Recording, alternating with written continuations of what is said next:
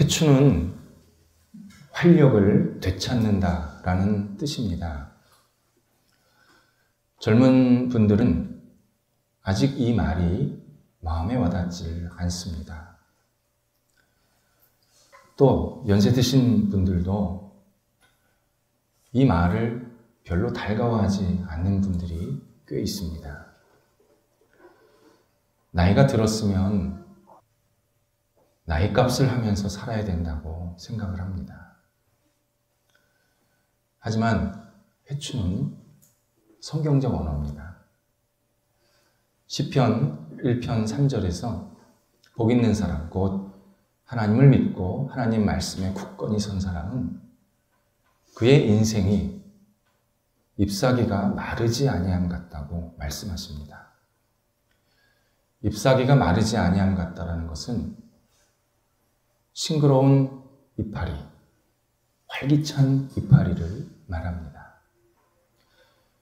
이것을 영어로 green에다가 ing를 붙여서 greening이라고 합니다. 번역하면 회춘입니다. 5월의 싱그러운 이파리처럼 그리스도인은 나이와 관계없이 늘 활력 있고 기쁨 넘치게 살 수 있고 살아야 된다. 이것을 분명하게 성경은 말씀하고 있습니다. 그래서 오늘 두 발로 걸을 수 있으면 걸으셔야 합니다. 오늘 먹고 싶은 거 있으면 드셔야 합니다. 우리가 하나님이 주신 이 삶의 큰 기쁨을 가지고 활력 있게 살아가는 것은 이것은 우리의 마땅한 일입니다. 그런데 전제가 있습니다. 복음 안에서입니다. 바울은 활기찬 생활을 하기 위해서는 그리스도인들은 반드시 이 세대를 본받지 말아야 된다. 우리에게 권면하고 있습니다. 성경에서 세대라고 하면 이중적 의미를 가집니다. 하나는 인간이 만든 잘못되고 불의한 세상입니다. 또 하나는 하나님이 마지막에 만들어 주실 새 하늘과 새 땅이라는 완전히 새롭게 된 세상을 말합니다. 오늘 본문의 세대는 전자입니다. 그리스도인들을 침울하게 만들고 지치게 만들고 질곡 속에 빠뜨려서 계속 혼란스럽게 만드는 이 세속적인 가치에서 우리가 벗어나야 된다는 겁니다. 근데 그냥 벗어나는 게 아니라 이 표현 자체가 내가 스스로 막 들어가지 마라. 내가 적극적으로 거기에 참여하지 마라. 이것을 굉장히 강조하는 표현입니다. 그렇다면 이 세대, 곧 세속적인 가치가 무엇인지를 확인할 필요가 있습니다. 제가 중학교, 교회학교 시절에 어머니 같은 선생님이 늘 말씀하시던 것이 있었습니다. 너희가 지금도 그렇지만 앞으로 신앙인으로서 하지 말아야 할 게 있다. 4가지다. 술, 담배, 춤, 도박이다. 이 4가지는 신앙생활하는데 굉장한 걸림돌이 된다. 세속적인 것이다. 몇 번이고 강조하셨습니다. 그래서 그런지 제 친구들은 대학교 들어가서 거의 교회를 떠났습니다. 항상 같은 얘기입니다. 나는 신앙인이 되기보다는 세상에서 이런 거 하면서 살 거야. 미련도 없습니다. 그냥 떠나갔습니다. 돌아보면 선생님의 마음을 너무 충분히 알겠습니다. 그런데 가르침의 내용이 조금 아쉽습니다.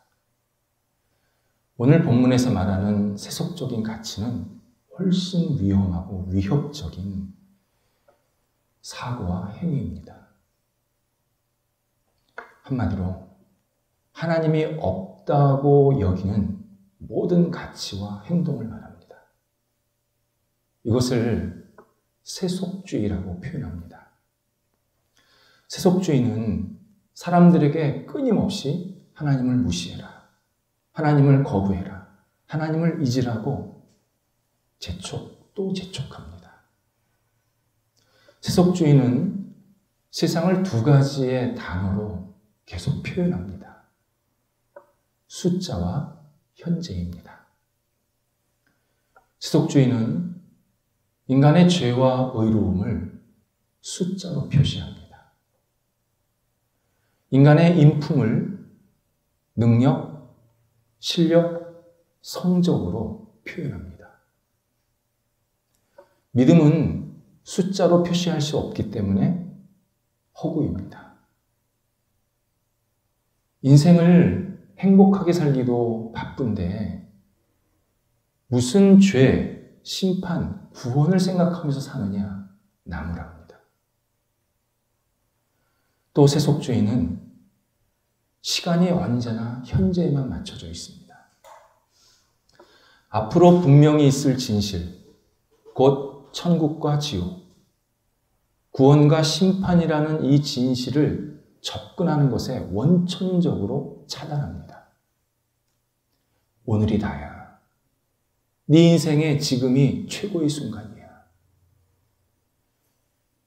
지금이라는 밀폐된 시간 안에 사람들을 계속 집어넣고 빨리 결정해, 빨리 판단해, 빨리 행동해. 얼마나 우리를 다그치는지 모릅니다. 세속주의는 현재를 말하기 때문에 문제가 아니라 현재만 말하기 때문에 문제입니다. 요즘 주말 드라마 제목이 아주 멋있습니다. 현재는 아름다워. 만약 이게 현재만 아름답다고 했으면 그거 안 봤을 겁니다. 현재는 아름답다. 그거는 맞는 말입니다. 근데 세속주의는 현재만 아름답습니다. 세속주의가 낳은 두 괴물이 있습니다. 하나가 상대주의입니다. 한 크리스찬 대학 교수님이 애환을 이야기하는 것을 들은 적이 있습니다. 학생이 대학교라는 최고의 학문 기관에 들어왔으면 진리에 대해서 고민도 해보고 진리가 무엇일까 배워도 보고 그리고 진리를 자기 삶에 좀 맞춰서 적용도 좀 해봐야 되는 그런 시간을 가져야 되는데 요즘 학생들은 대학에 올 때부터 진리는 없다. 진리는 상대적이다 생각하면서 학업에 임한다고 합니다. 그러다 보니까 단편적 지식이나 기술은 가르칠 수가 있습니다. 하지만 인간의 오류가 뭔지, 그 오류를 어떻게 해결하고 극복할 수 있는지, 또 인간에게 참되고 선하고 아름다운 게 뭔지를 발견하고 경험하게 하는 일을 거의 불가능하다는 겁니다. 그러다 보니까 대학 교육이 취업을 할 수 있는 준비 단계밖에 되지 않고 있다. 너무 마음 아파 있습니다. 상대주의는 학문에만 머물질 않습니다. 복음이 계속 확산이 되듯이 상대주의도 계속 전달되어서 사람들을 오염시킵니다. 그래서 역사에서 계속 보여주었듯이 상대주의가 그 사회의 주도권을 가지면 사회 전반적인 타락이 일어납니다. 당연합니다. 절대적인 기준이 없는데 누가 열심히 진실되게 올바르게 살려고 하겠습니까? 걸리지만 않으면 되는 겁니다. 그러니까 사회 타락이 계속 깊어집니다. 또 하나 세속주의가 낳은 괴물이 물질주의입니다. 물질주의란 눈에 보이고 손에 잡히는 물질이 세상의 다다. 그걸로만 세상이 구성되어 있다. 눈에 보이지 않는 영혼의 세계, 구원의 세계는 없다라고 여기는 태도입니다. 한때 세상을 들썩였던 가수 마돈나가 있습니다. 그분이 벌써 60이 넘으셨더라고요. 언젠가 TV에서 인터뷰하는 장면이 나왔는데 자기 자신을 표현하면서 나는 가수나 연예인이 아닙니다. 나는 물질적인 여인입니다. Material girl. 이런 표현을 써서 놀란 적이 있습니다. 자신은 자신의 육체를 자랑하고 자신의 돈을 자랑하기 위해서 산다는 겁니다.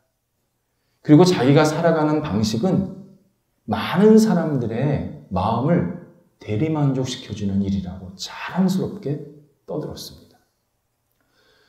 그의 말을 마치 증명이라도 하듯이 우리 시대 사람들에게 존경하는 사람들의 인물을 대라고 하면 대부분 성공해서 부자가 된 명단을 쭉 읽습니다. 그들이 가진 것을 나도 가지고 싶고 그들이 누리고 있는 것을 나도 누리고 싶다라는 강력한 의지 표현입니다.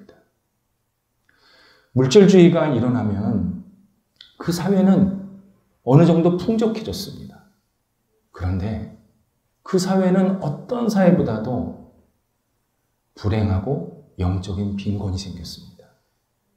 이유는 물질이 인간의 빈 영혼을 다 채울 수가 없었기 때문입니다.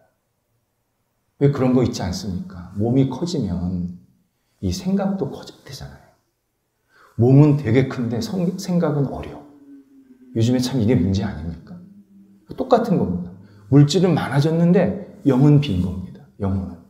그러니까 더 빈곤, 더 불행을 느끼는 겁니다. 예수님께서 나는 길이요, 진리요, 생명이다 말씀하십니다. 예수님은 상대주의의 허구성을 깨트리셨습니다. 빌라도 앞에서 나의 나라는 이 세상에 속한 것이 아니다 말씀하시면서 그 후에 바로 십자가에서 목숨을 내어놓으시고 인류를 구원하시는 길을 열어놓으셨습니다. 예수님은 물질적인 존재가 아니셨지만 물질적인 세상에 그 누구보다도 최고의 영향력을 행사하신 영적인 존재였습니다. 그래서 우리가 예수 그리스도를 믿고 의지하면 의지할수록 세속주의 그림자에서 계속 빠져나올 수 있는 겁니다. 이것을 바울이 마음을 새롭게 해서 변화받은 사람이라고 표현하는 겁니다. 변화라는 이 단어는 흉측한 유충이 아름다운 나비로 변신된 모습을 말합니다. 속에서부터 완전히 뒤집어진 상태. 이것이 변화입니다. 마태복음 17장에서 예수님께서 제자들 앞에서 그의 형상이 변형되셨다라는 표현이 나옵니다. 바로 그 단어입니다. 결국 인간에게 있어서의 근본적인 변화는 예수 그리스도를 믿고 그 안에 거할 때 일어난다는 겁니다. 내가 어떤 변화를 원한다. 내가 근본적인 내 속사람부터 근원적인 변화가 있어야 된다고 생각한다면 예수 그리스도를 믿고 그분을 더욱더 의지하면 할수록 내 영혼이, 내 삶이 계속 변한다는 겁니다. 변화받은 사람은 세상의 주권자이시고 심판자이신 하나님과 영원한 관계성 속에서 자신을 생각합니다. 그래서 하나님을 내 삶의 중심으로 받아들이게 됩니다. 예수 그리스도의 시각으로 세상을 바라보고 이해하고 세상을 살아갑니다. 성령의 도우심으로 나중에 들어갈 천국을 소망하면서 매일매일 내게 주어진 삶을 충실하게 잘 살아가는 사람이 됩니다. 그런데 적지 않은 신앙인들이 변화받은 사람으로 사는 게 아니라 예수 믿기 전에 과거의 생각, 과거의 마음, 과거의 태도로 살아갈 때가 참 많습니다. 예수를 믿었는데도 전혀 다른 생각, 다른 사고, 다른 판단을 잘 못합니다. 이것은 나는 하나님보다는 세상이 더 좋으니까 하나님 믿는 것보다 세상이 더 가까워. 이런 것보다는 세상에서 다양한 유혹을 받아가지고 나도 모르게 세속적인 사고에 젖어들어 있는 것입니다. 내가 신앙생활하면 하나님의 시각으로 예수 그리스도의 마음으로 성령의 도우심으로 계속 생각하고 판단을 해야 되는데 세상의 시각으로 세속적인 가치로 계속 내가 살아가는 나도 모르게 그렇게 살아가는 모습을 갖게 됩니다. 그 유혹 중에 대표적인 것이 텔레비전 등 영상 매체입니다. 영상은 인간의 생각을 멈추게 하고 생각하는 능력을 마비시키는 묘한 힘이 있습니다. 그러면 사람은 이게 내가 좀 잘못됐다 이렇게 생각을 해야 되는데 오히려 그걸 좋아합니다. 즐거워합니다. 그리고 거기에 잘 적응하면서 편해합니다. TV에서 어떤 모습이 보여지면 나도 저렇게 하면 되는구나. 나도 모르게 그냥 쑥 빨려 들어갑니다. 마치 이 과자는 몸에 나쁜 이러이러한 성분이 있으니까 먹으면 안 됩니다. 이렇게 얘기를 하는데 과자가 입에 착착 달라붙으니까 계속 그 과자를 찾아서 먹는 겁니다. 자기 몸에 나빠지는지도 모르고. 영상은 이미지로 작동하는 특징이 있습니다. 요즘 텔레비전 프로그램에 중간에 상업 광고가 나옵니다. 이게 또 하나 바뀐 겁니다. 어떤 경우는 프로그램 내 주인공이 특정한 상품을 사용함으로 대놓고 광고합니다. 주인공이 연기를 하다가 갑자기 음료를 마신다든지 화장품 뚜껑을 열어서 바릅니다. 그리고는 좋네. 정말 뜬금없습니다. 맥락이 없습니다. 그런데 효과는 만점입니다. 영상은 이미지를 주입시킵니다. 옳다 그르다 생각 안 하게 합니다. 좋다 나쁘다 그리고 따라하는 모방을 철저하게 만들어줍니다. 누가 입었다? 그럼 다 입습니다. 누가 가졌다? 다 갖습니다. 이미지가 주입이 되었기 때문입니다. 그러다 보니까 신앙인들도 영상을 통해서 나도 모르게 비신앙적인 반성경적인 행동을 막 하고 있는 겁니다. 내가 그런 일을 하는지 모르고 있는 겁니다. 지금. 나도 모르게 따라하면서 전혀 성경적이지 않은 신앙적이지 않은 행동들을 하면서 마치 내가 이 사회에 잘 사는 것처럼 그렇게 스스로를 오해시킬 때가 너무 많습니다. 그런 면에서 기독교 프로그램도 유의할 점이 있습니다. 기독교 프로그램의 맹점 중 하나가 하나님이라는 초월의 경험을 방해하는 겁니다. 영상을 보면 하나님을 생각하고 하나님이 보여야 되는데 그게 아니라 출연자의 말솜씨, 연기력이 보입니다. 복음은 사라지고 영상의 잔상만 남습니다. 어떤 분은 기독교 프로그램의 장점을 말합니다. 그래도 그런 것들이 있기 때문에 기독교를 생각할 수 있고 기독교 신앙에 대해서 우호적으로 받아들이는 건 아닙니까? 일면 그런 부분이 있습니다. 하지만 기독교 프로그램에 또 하나의 맹점이 있습니다. 시청자들이 듣고 싶은 말만 해준다는 겁니다. 나와서 인간의 죄, 부도덕함, 불의, 심판, 지옥, 회개 이런 얘기하면 그 프로그램 곧 문 닫습니다. 그러다 보니까 기독교 프로그램이 사람들의 귀를 즐겁게 하는 말, 위로 같은 내용들만 난무하는 겁니다. 그 사람의 본질을 보게 하고 그 사람이 어떻게 살 것인가를 고민하게 만들어줘야 되는데 그게 아니라 자기는 안 보고 순 남의 탓이고 세상 탓이고 너는 괜찮다 그러고 자기를 자꾸 위로하는 쪽으로만 계속 프로그램이 나타나는 모습을 보게 됩니다. 물론 세상은 이미지의 세상이 되었습니다. 지금 우리 시대에 이미지화를 하지 않으면 사람들이 이해도 안 하고 받아들이지도 않습니다. 그래서 신앙인들도 내가 하는 일을 이미지화해야 합니다. 그걸 잘해야 합니다. 내가 이미지화하지 않으면 사람들과 접촉도 안 생길 뿐만 아니라 세상에서 자꾸 뒤처집니다. 분명히 이미지를 잘 활용해야 합니다.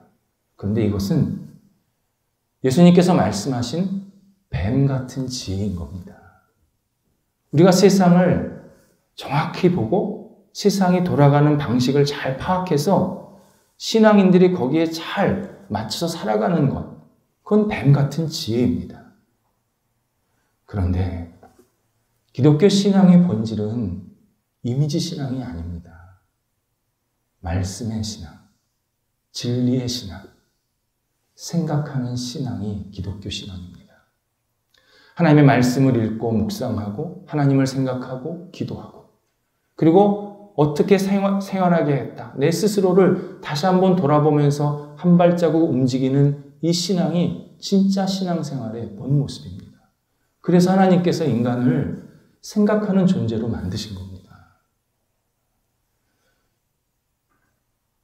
우리가 계속 하나님의 말씀을 생각하고 받아들이면서 그 말씀 가운데 거하면서 계속 한 발자국 한 발자국 가지 않으면 우리의 신앙이 자꾸 뒤처지게 되고 넘어지게 됩니다. 이때 하나님과의 관계성 속에서 하나님과의 영원한 관계성 속에서 늘 나를 생각하는 겁니다. 그래서 그 생각 속에서 내 신앙생활을 계속 유지해 가는 겁니다. 하지만 하나님과의 관계성 속에서 생각한다는 게 365일, 24시간 기독교적인 주제, 곧 성경, 기도, 찬송 이런 것만 생각하며 사는 것은 아닙니다. 또 내가 하는 일이 언제나 기독교적인 일이어야 된다. 그것도 아닙니다. 그렇게 신앙생활 한다고 신앙생활 잘하는 거 아닙니다. 신앙 없는 사람도 기독교 물품 팔 수 있습니다. 마찬가지로 기독교인들도 얼마든지 다양한 세상적인 일들 할 수 있고 해야 합니다. 하나님과의 관계성 속에서 생각한다는 것은 어떻게 하면 내가 하나님을 잘 믿을까? 어떻게 하면 하나님을 잘 섬길까를 늘 생각하면서 행동하라는 것입니다. 예를 들어서 자동차에 연료를 넣습니다. 그럼 연료를 넣으면서 나는 정기적으로 하나님께 연료를 공급받고 있는가? 나는 공급받은 연료를 적합하게 잘 사용하고 있는가? 자동차가 나에게 봉사를 하고 있구나. 나는 누구에게 봉사하는가? 혹 이 자동차가 내 인생의 주인공은 아닌가? 이렇게 생각하면서 어떻게 하면 하나님을 잘 섬길까를 계속 생각하는 겁니다. 그러면 내가 하는 작은 일들이 하나하나씩 하나님이 좋아하시는, 하나님을 더 잘 섬기고 잘 믿는 그런 행동들로 계속 변화가 이루어집니다.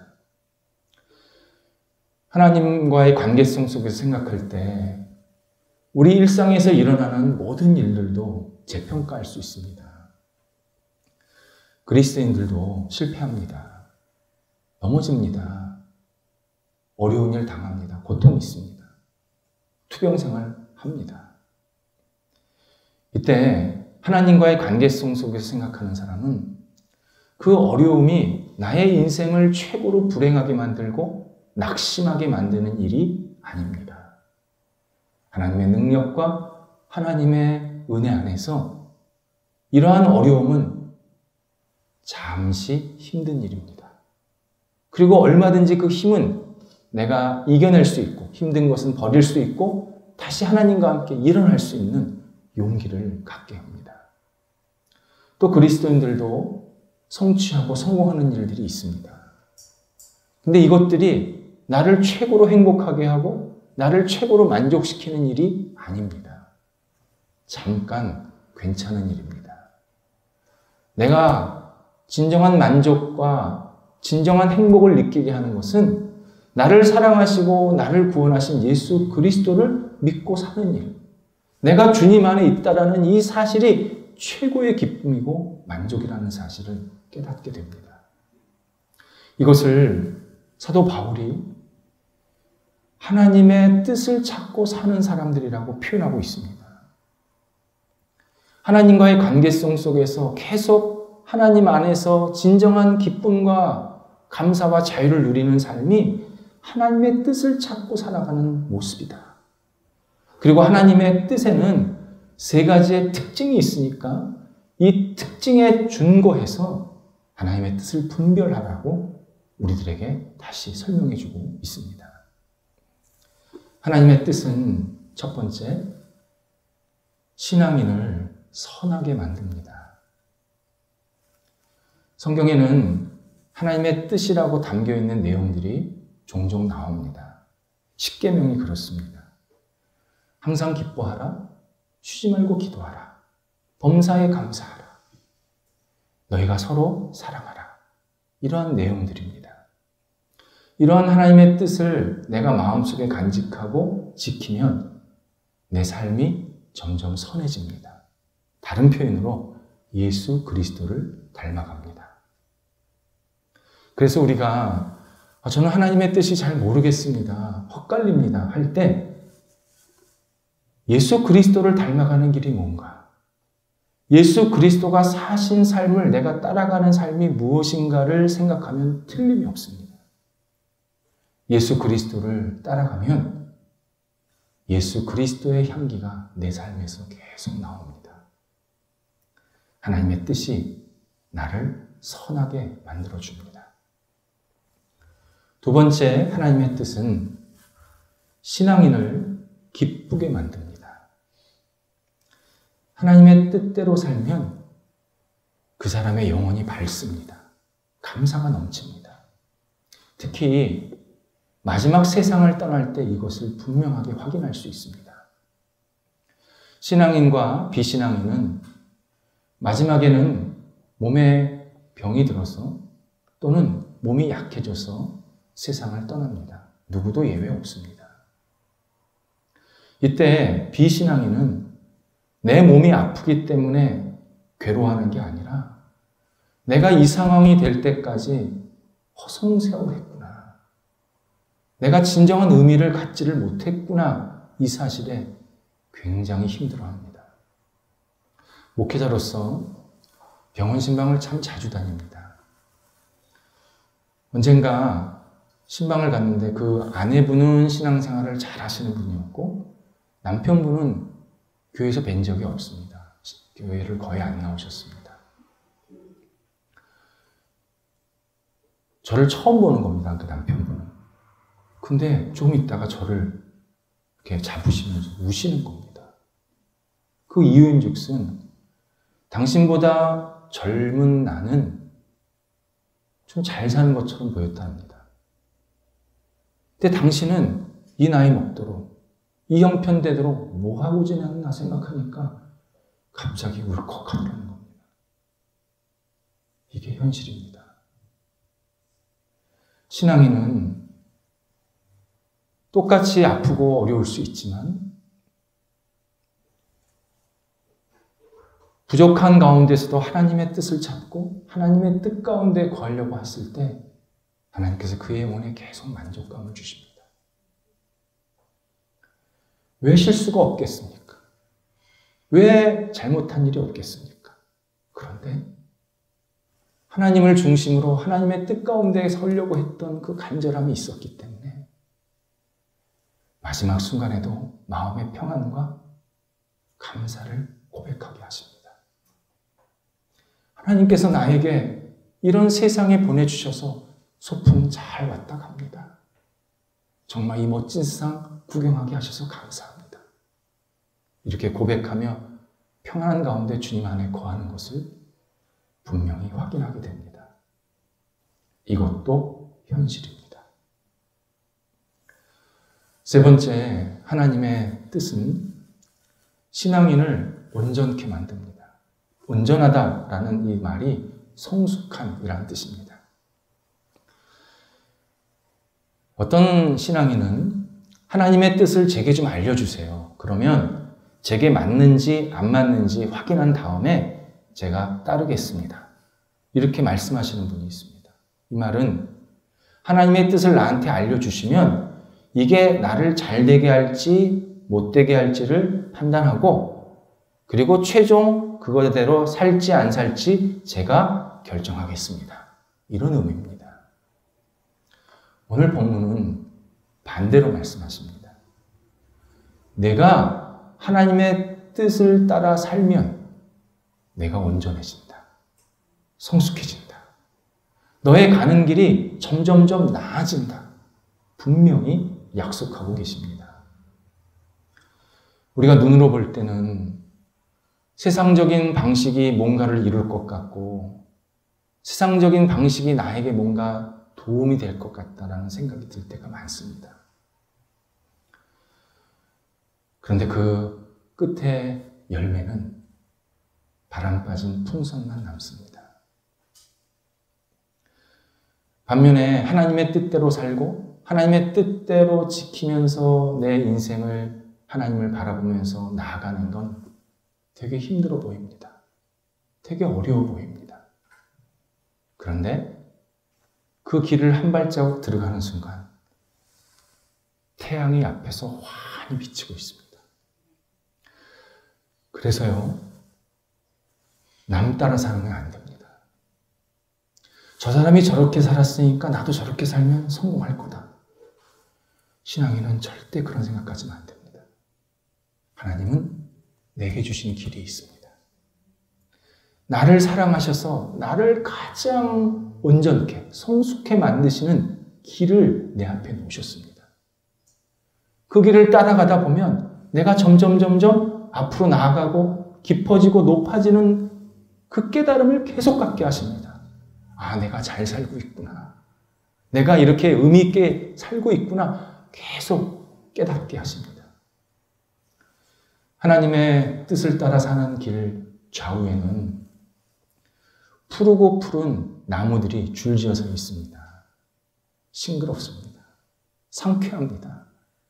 공기가 너무 맑습니다.